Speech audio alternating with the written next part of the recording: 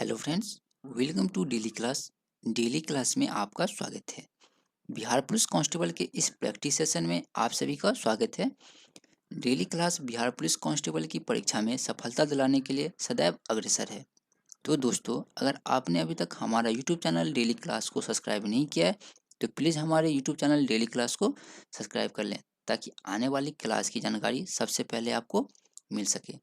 दोस्तों, जैसे जैसे एग्ज़ाम की डेट नज़दीक आ रही है, वैसे वैसे स्टडी का प्रेशर बढ़ता जा रहा है। तो इन सब को देखते हुए डेली क्लास आपके लिए ला रहा है लाइव क्लासेज और प्रैक्टिस सेशन। तो जिसका टाइम टेबल की इस प्रकार है, जैसे कि यहाँ पे आप देख सकते हैं हमारा टाइम टेबल जो है यहाँ पे दिया गया है। जैसे कि हमारा जो टाइम टेबल है वो 21 जनवरी से अप्लाई होगा, जिसमें कि सुबह 9 बजे जो है टॉप 30 क्वेश्चन का प्रैक्टिस सेट करवाया जाएगा। फिर दोपहर 12:30 बजे लाइव क्लासेज रहेगा, जिसमें आपको 75 से 100 क्वेश्चन को सॉल्व करने का मौका मिलेगा। फिर उसके बाद है शाम 6 बजे, जिसमें टॉप 50 वन लाइनर क्वेश्चन करवाया जाएगा, जो कि सबसे शॉर्ट टाइम में टॉप 50 क्वेश्चन को करवाया जाएगा। तो शाम के 6 बजे वाली जो क्लास है वो आपके लिए बहुत ही इंपॉर्टेंट होगा। नेक्स्ट है रात 8:30 बजे, जो कि लाइव क्लासेज रहेगा। इसमें भी आपको 100 से 150 क्वेश्चन को प्रैक्टिस करने का मौका मिलेगा। उसके बाद है संडे यानी लाइव टेस्ट। तो संडे के दिन जो है सुबह 6 बजे से हमारा टेस्ट होगा, यानी एक सप्ताह के अंदर हमने कितनों क्वेश्चनों को देखा है और उनमें से कितना हमने याद किया है या कितना हमें याद है। तो उन सब का प्रैक्टिस आपको हो जाएगा संडे के लाइव टेस्ट में। तो दोस्तों, हमारा न्यू टाइम टेबल जो है, जो कि इस प्रकार से रहेगा: 21 जनवरी से सुबह 9 बजे, दोपहर 12:30 बजे, शाम 6 बजे और रात 8:30 बजे। और फिर संडे को हमारा लाइव टेस्ट रहेगा सुबह 6 बजे से। और नेक्स्ट क्लास अगर संडे को हो सकता है तो उसका इन्फॉर्मेशन जो आपको वीडियो के द्वारा दे दिया जाएगा। तो फ्रेंड्स, अगर आपने अभी तक हमारा यूट्यूब चैनल डेली क्लास को सब्सक्राइब नहीं किया है तो प्लीज़ हमारे यूट्यूब चैनल डेली क्लास को सब्सक्राइब कर लें। तो दोस्तों, अब हम देखने वाले हैं, आज का हमारा टॉपिक था टॉप 30 जीके जीएस का। तो चलते हैं अब हम क्वेश्चंस की तरफ। जैसे कि यहाँ पे आप देख सकते हैं, हमारा फर्स्ट क्वेश्चन है: बिहार में रेल परिवहन की शुरुआत कब हुई? तो बिहार में रेल परिवहन की शुरुआत जो है वो कब हुई थी? हमारा ऑप्शन है 1870 से 71, 1860 से 61, 1880 से 81 और 1890 से 91। तो 1860 से 61 में जो है बिहार में रेल परिवहन की शुरुआत हुई थी, 1860 से 1861 में। नेक्स्ट है, हिमालय की ऊंची चोटी कंचनजंगा जो है वो भारत के किस राज्य में स्थित है? तो हिमालय की ऊंची चोटी कंचनजंगा जो है वो कहाँ स्थित है? सिक्किम में। तो इसका सही ऑप्शन हो जाएगा सी। हिमालय की सबसे ऊंची चोटी कंचनजंगा सिक्किम में स्थित है। नेक्स्ट है, कौन सी नदी विषुवत वृत्त को 2 बार लांघती है? तो कौन सी नदी जो है विषुवत वृत्त को 2 बार लांघती है? तो कांगो नदी। कांगो नदी जो है वो विषुवत वृत्त को 2 बार लांघती है। तो हमारा सही ऑप्शन हो जाएगा बी। नेक्स्ट है, भारतीय संविधान में मौलिक अधिकारों में से किस मौलिक अधिकार को निकाल दिया गया है? तो भारतीय संविधान में मौलिक अधिकारों में से कौन सा ऐसा मौलिक अधिकार है जिसे निकाल दिया गया? तो हमारा ऑप्शन है काम का अधिकार, शिक्षा का अधिकार, धर्म का अधिकार या संपत्ति का अधिकार। तो भारतीय संविधान में से किस मौलिक अधिकार को निकाल दिया गया है? तो संपत्ति के अधिकार को। तो संपत्ति के अधिकार को हमारे मौलिक अधिकार में से निकाल दिया गया है। तो इसका सही आंसर हो जाएगा डी। नेक्स्ट है, भारत में शिक्षा है एक, यानी भारत में शिक्षा जो है वो क्या है? मौलिक अधिकार है, नागरिक अधिकार है या राजनीतिक अधिकार है या राज्य दायित्व है? तो भारत में शिक्षा जो है वो क्या है? एक मौलिक अधिकार है, यानी फंडामेंटल राइट है। तो भारत में शिक्षा एक मौलिक अधिकार है। तो इसका सही आंसर हो जाएगा ए। शिक्षा क्या है? शिक्षा एक मौलिक अधिकार है। नेक्स्ट है, कालानौर में राज्याभिषेक के समय अकबर की आयु कितनी थी? जब अकबर की राज्याभिषेक हुआ था तो उस समय अकबर की आयु कितनी थी? 13 वर्ष। तो अकबर को 13 वर्ष की आयु में राज्याभिषेक हुआ था। और कहाँ पे हुआ था? कालानौर में। तो कालानौर में राज्याभिषेक के समय अकबर की आयु कितनी थी? 13 वर्ष। तो इसका सही आंसर हो जाएगा ए। नेक्स्ट है, राष्ट्रपति द्वारा राज्यसभा में मनोनीत सदस्यों की संख्या कितनी है? तो राष्ट्रपति जो है वो राज्यसभा में कितने सदस्यों को मनोनीत करता है? तो राष्ट्रपति जो है वो राज्यसभा में कितने सदस्यों को मनोनीत करता है? 12 सदस्यों को। तो राष्ट्रपति राज्यसभा में 12 सदस्यों को मनोनीत करता है। तो इसका सही आंसर हो जाएगा बी। नेक्स्ट है, निम्नलिखित में से किसे भारत का नेपोलियन कहा जाता है? तो भारत का नेपोलियन जो है वो किसे कहा जाता है? हमारा ऑप्शन है यहाँ पे चंद्रगुप्त प्रथम, चंद्रगुप्त द्वितीय, समुद्रगुप्त या इनमें से कोई नहीं। तो निम्नलिखित में से किसे भारत का नेपोलियन कहा जाता है? तो समुद्रगुप्त को। तो हमारा सही ऑप्शन हो जाएगा सी, समुद्रगुप्त को भारत का नेपोलियन कहा जाता है। नेक्स्ट है हल्दी घाटी की लड़ाई।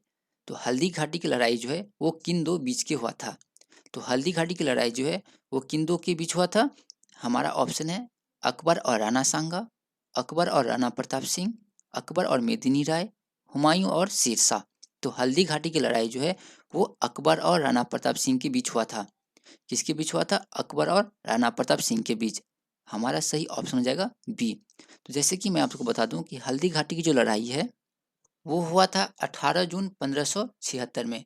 तो 18 जून 1576 में हल्दी घाटी का युद्ध हुआ था किसके बीच? अकबर और राणा प्रताप सिंह के बीच। तो हमारा सही ऑप्शन हो जाएगा बी। नेक्स्ट है, भारत में सर्वप्रथम कौन सा व्यापारी आया था? तो भारत में सबसे पहले कौन सा व्यापारी आया था? तो पुर्तगाली। तो भारत में सर्वप्रथम कौन सा व्यापारी आया था? पुर्तगाली व्यापारी आया था। तो इसका सही आंसर हो जाएगा ए। नेक्स्ट है, अलाउद्दीन खिलजी ने कहाँ के शासक को 6 महीने तक कैद में रखा था? अलाउद्दीन खिलजी ने कहाँ के शासक को 6 महीने तक कैद में रखा था? हमारा ऑप्शन है देवगिरी, विजयनगर, चोल और कंधार। तो अलाउद्दीन खिलजी ने कहाँ के शासक को 6 महीने तक कैद में रखा था? देवगिरी के शासक को। तो अलाउद्दीन खिलजी ने देवगिरी के शासक को कितने महीनों तक कैद में रखा? 6 महीने तक। तो 6 महीने तक कैद में रखा देवगिरी के शासक को। इसका सही आंसर हो जाएगा ए। नेक्स्ट है, निम्न में से किसके शासनकाल में घोड़े दागने की प्रथा थी? यानी किसके शासनकाल में घोड़े को दागा जाता था? यानी घोड़े पर निशान छोड़ने के लिए घोड़े को दागा जाता था। हमारा ऑप्शन है गयासुद्दीन तुगलक, बलबन, मोहम्मद गजनवी और अलाउद्दीन खिलजी।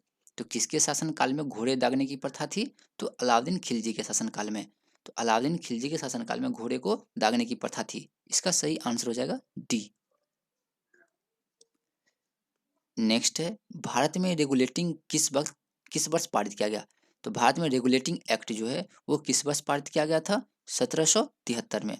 तो भारत में रेगुलेटिंग एक्ट जो है वो किस वर्ष पारित किया गया था? 1773 में। इसका सही आंसर हो जाएगा सी। नेक्स्ट है, भारत में चुनाव प्रणाली का प्रावधान किन अनुच्छेद में किया गया है? यानी भारत में जो चुनाव प्रणाली होता है उसका विवरण जो है संविधान के किस अनुच्छेद में किया गया है? तो चुनाव प्रणाली का प्रावधान जो है वो किस अनुच्छेद में किया गया है?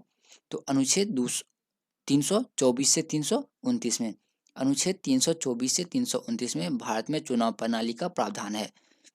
तो इसका सही आंसर हो जाएगा बी। नेक्स्ट है, आरबीसी की कमी से कौन सा रोग होता है? आरबीसी यानी रेड ब्लड सेल। तो रेड ब्लड सेल की कमी से कौन सा रोग होता है? हमारा ऑप्शन है ल्यूकोमिया, एनीमिया, ल्यूकोपीनिया या सभी। तो रेड ब्लड सेल्स की कमी से कौन सा रोग होता है? एनीमिया रोग होता है। तो रेड ब्लड सेल की कमी से कौन सा रोग होता है? एनीमिया। तो इसका सही आंसर हो जाएगा बी। नेक्स्ट है, दूध में पाई जाने वाली प्रोटीन कौन सी है? तो दूध में कौन सी प्रोटीन पाई जाती है? तो दूध में पाई जाने वाली प्रोटीन कौन सी है? केसिन। केसिन नामक प्रोटीन जो है वो कहाँ पाई जाती है? दूध में। तो दूध में पाई जाने वाली प्रोटीन कौन सी है? केसिन। इसका सही आंसर हो जाएगा ए। नेक्स्ट है, निम्नलिखित में से विश्व बैंक का मुख्यालय कहाँ पे है? तो वर्ल्ड बैंक का मुख्यालय जो है वो कहाँ पे है? हमारा ऑप्शन है दी हेग, वाशिंगटन, पेरिस और लंदन। तो विश्व बैंक का मुख्यालय जो है वो कहाँ पे है? वाशिंगटन में। तो वाशिंगटन में क्या है? विश्व बैंक का मुख्यालय है। तो इसका सही आंसर हो जाएगा बी। विश्व बैंक का मुख्यालय कहाँ पे है? वाशिंगटन में। नेक्स्ट है यूनेस्को। यूनेस्को का मुख्यालय कहाँ है? तो यूनेस्को जो है उसका मुख्यालय कहाँ पे है? हमारा ऑप्शन है रोम में, जेनेवा में, पेरिस में या न्यूयॉर्क में। तो यूनेस्को का मुख्यालय जो है वो कहाँ पे है? पेरिस में। तो इसका सही ऑप्शन हो जाएगा सी, पेरिस में यूनेस्को का मुख्यालय है। नेक्स्ट है, मनुष्य में रेड ब्लड सेल का जीवन काल कितना होता है? तो मनुष्य में आरबीसी का जीवन काल जो है वो कितने समय के लिए होता है? हमारा ऑप्शन है 120 दिन, 140 दिन, 8 से 10 दिन या 2 से 4 दिन। तो मनुष्य में रेड ब्लड सेल का जीवन काल जो है वो होता है 120 दिनों का। तो मनुष्य में रेड ब्लड सेल का जीवन काल होता है 120 दिनों का। तो इसका सही ऑप्शन हो जाएगा ए। नेक्स्ट है, निम्नलिखित में से कौन सा अनुच्छेद बच्चों के शोषण से संबंधित है? तो कौन सा अनुच्छेद बच्चों के शोषण से संबंधित है? तो हमारा अनुच्छेद दिया गया है 17, अनुच्छेद 16, अनुच्छेद 15 और अनुच्छेद 24। तो कौन सा अनुच्छेद बच्चों के शोषण से संबंधित है? तो अनुच्छेद 24। अनुच्छेद 24 जो है वो बच्चों के शोषण से संबंधित है। तो इसका सही आंसर हो जाएगा डी। नेक्स्ट है, अकबर का प्रसिद्ध राजस्व मंत्री कौन था? तो अकबर का प्रसिद्ध राजस्व मंत्री जो है वो कौन थे? टोडरमल, तानसेन, राणा प्रताप सिंह या हुमायूं? तो अकबर के प्रसिद्ध राजस्व मंत्री जी थे कौन थे? टोडरमल। टोडरमल अकबर के प्रसिद्ध राजस्व मंत्री थे। तो हमारा सही ऑप्शन हो जाएगा ए। नेक्स्ट है, विश्व व्यापार संगठन यानी वर्ल्ड ट्रेड ऑर्गेनाइजेशन। तो वर्ल्ड ट्रेड ऑर्गेनाइजेशन का मुख्यालय कहाँ स्थित है? हमारा ऑप्शन है वाशिंगटन, नई दिल्ली, जिनेवा और लंदन। तो वर्ल्ड ट्रेड ऑर्गेनाइजेशन यानी W T O, World Trade Organization, तो इसका मुख्यालय कहाँ पे है? जिनेवा में। तो वर्ल्ड ट्रेड ऑर्गेनाइजेशन का मुख्यालय कहाँ पे? जिनेवा में। और जिनेवा कहाँ है? स्विट्जरलैंड में। तो डब्ल्यूटीओ का मुख्यालय जो है वो कहाँ पे है? जिनेवा में। तो इसका सही आंसर हो जाएगा सी। नेक्स्ट है, भारतीय रेलवे बिजली इंजन कहाँ बनाता है? तो भारतीय रेल जो है वो अपना बिजली इंजन कहाँ पे बनाता है? हमारा ऑप्शन है वाराणसी, हरनौत, चितरंजन और पटियाला। तो भारतीय रेलवे बिजली इंजन कहाँ बनाता है? चितरंजन में। इसका सही ऑप्शन हो जाएगा सी। चितरंजन में भारतीय रेलवे अपना बिजली इंजन बनाता है। नेक्स्ट है, निम्न में से कौन सा भारतीय अर्थव्यवस्था का प्राथमिक क्षेत्र है? निम्नलिखित में से कौन सा भारतीय अर्थव्यवस्था का प्राथमिक क्षेत्र है? तो भारतीय अर्थव्यवस्था का प्राथमिक क्षेत्र कौन सा है? कृषि। कृषि जो है वो भारतीय अर्थव्यवस्था का प्राथमिक क्षेत्र है। तो हमारा सही ऑप्शन हो जाएगा सी। नेक्स्ट है, नर्मदा नदी। नर्मदा नदी जो है वो कहाँ से निकलती है? तो जैसे कि मैं आपको बता दूं कि नर्मदा नदी जो है वो मध्य प्रदेश से निकलती है। तो मध्य प्रदेश में नर्मदा नदी कहाँ से निकलती है? हमारा ऑप्शन है अरावली की पहाड़ी से, अमरकंटक की पहाड़ी से, नीलगिरी की पहाड़ी से और सतपुड़ा की पहाड़ी से। तो नर्मदा नदी जो कि मध्य प्रदेश से निकलती है वो किस जगह से निकलती है? नीलगिरी की पहाड़ी से। तो नीलगिरी की पहाड़ी से नर्मदा नदी जो है निकलती है। नहीं नहीं, इसका आंसर है अमरकंटक। बाय मिस्टेक सी हो गया था। एक्चुअली में नर्मदा नदी जो है वो अमरकंटक की पहाड़ी से निकलती है। तो इसका सही आंसर हो जाएगा बी। नर्मदा नदी कहाँ से निकलती है? अमरकंटक की पहाड़ी से। नेक्स्ट है, चेचक की टीके की खोज किसने की थी? तो चेचक की टीके की खोज जो है वो किसने की थी? हमारा ऑप्शन है Louis Pasteur, Edward Jenner, sir Fleming और इनमें से कोई नहीं। तो चेचक की टीके की खोज जो है वो किसने की थी? एडवर्ड जेनर ने। एडवर्ड जेनर ने चेचक के टीके की खोज की थी। नेक्स्ट है, भारत में बैंकों का पहली बार राष्ट्रीयकरण कब हुआ था? तो भारत में बैंकों का पहली बार राष्ट्रीयकरण जो है वो कब हुआ था? हमारा ऑप्शन है 1950, 1960, 1969 और 1979।